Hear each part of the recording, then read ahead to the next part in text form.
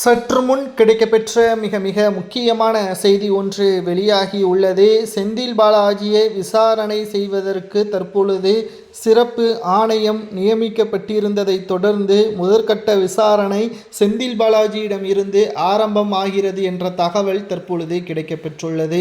கரூரில் செந்தில் பாலாஜி அவர்களால் தான் பல்வேறு அசம்பாவிதங்கள் நடைபெற்று இருப்பதாக தாவேகாவின் நிர்வாகிகள் மற்றும் தொண்டர்கள் உள்ளிட்டவர்கள் மட்டுமல்ல பொதுமக்களை அதிக அளவில் சந்தேகப்படுகிறார்கள்.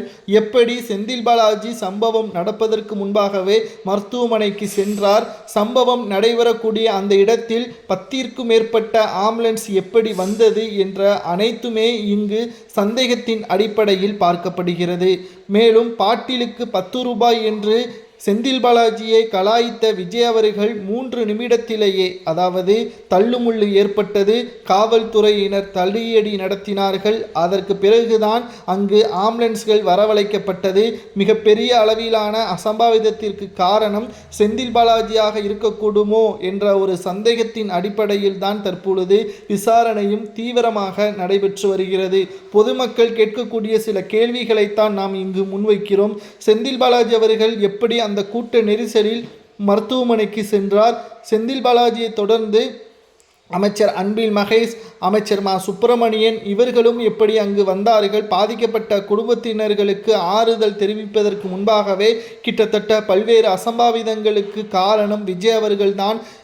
கூட்டத்தை கட்டுப்படுத்த முடியாதவன் என்ன தலைவர் என்று விஜயை நேரடியாக அட்டாக் செய்தார் அன்பில் மகேஷ் பொய்யாமொழி அமைச்சர் என்பதையும் நம்மால் பார்க்க முடிகிறது.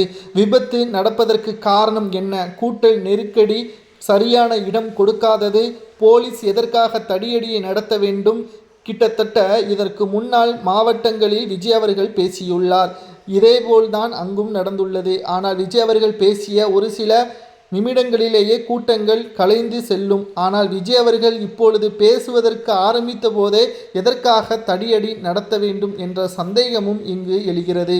கரூர் என்பது செந்தில் பாலாஜியின் கோட்டை தான், அதில் மறுக்க முடியாது. இத்தனை ஆண்டுகளாக அப்படித்தான் அதை கட்டி காத்து வைத்திருந்தார். ஆனால் விஜய் அவர்களது அந்த ஒற்றை வார்த்தை பாட்டிலுக்கு 10 ரூபாய், இந்த சம்பவம் நடைபெறாமல் இருந்திருந்தால் இந்த வாரம் முழுவதும் செந்தில் பாலாஜி தான் ஹெட்லைனாக மாறியிருப்பார்.